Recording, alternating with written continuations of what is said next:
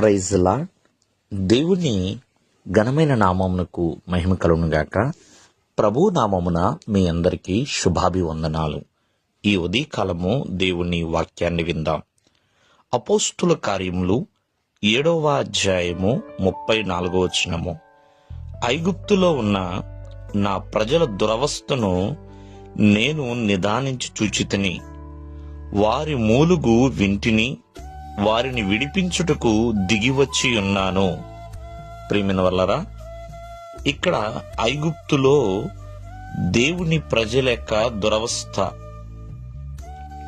ఆ యొక్క అవస్థని దేవుడు చూచాడు, నిదానించి చూచాడు. ప్రియమైన వల్లరా, అంతేకాకుండా వారి మూలుగులు కూడా దేవుడు విన్నాడు. ఏంటి వారి యొక్క మూలుగు? వారిని విడిపించడానికి దేవుడు దిగి రావటం ఏంటి అంటే, ప్రియమైన వల్లరా, వారు చాలా కఠినమైన బానిసత్వములో ఉన్నారు. ఎంతో వెట్టి చాకిరీ చేస్తున్నారండి.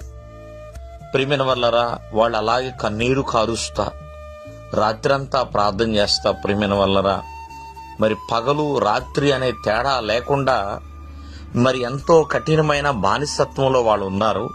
ఐగుప్తు దేశములో ఉన్న యొక్క ఫరో వారి యొక్క మూలుగులు వినలేదు, చాలా కఠినాత్ముడుగానే వ్యవహరించాడు. కానీ పరలోక రాజ్యములో ఉన్న ఆ దేవాది దేవుడు మాత్రము వారి యొక్క మూలుగు విని తన సింహాసనము నుండి దిగి వచ్చాడు. ప్రియమైన వర్లరా, అంటే వారు అంతగా కన్నీళ్లు కార్చారండి.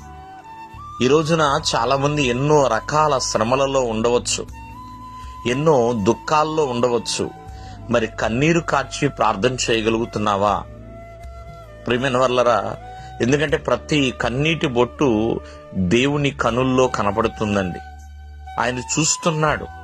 బైబిల్ గ్రంథం రాయబడుతుంది, ఆపత్కాలమున నాకు మొర్రపెట్టుము. మరి ఇశ్రాయేలు ప్రజలు మొర్రపెట్టారండి. వారి యొక్క మూలుగు, వాళ్ళ యొక్క రోదన, వాళ్ళ యొక్క వేదన ఐగుప్తు దేశంలో ఎవరికి వినబడలేదు. కానీ ఆ పరలోక రాజ్యములో ఉన్న ఆ దేవాది దేవునికి వినబడింది కాబట్టే వారిని విడిపించడానికి దిగి వచ్చి ఉన్నాడు.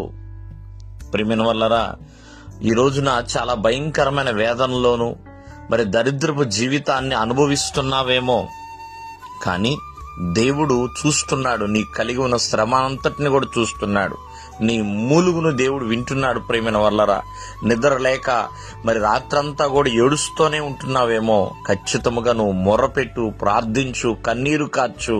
ఖచ్చితముగా దేవుడు నీకున్న ఆ స్థితిగతులను మారుస్తాడు. ఇశ్రాయేలు ప్రజల్ని ఎలాగైతే విడిపించడానికి మోషేను పంపించాడో, అలాగే ప్రతి ఒక్కరిని కూడా ఆయన విడిపించువాడు, సంరక్షించువాడు, భద్రపరచువాడు, నిండైన మెండైన ఆశీర్వాదమునిచ్చువాడు. దేవుడు మిమ్మల్ని దీవించునుగాక. ఆమేన్.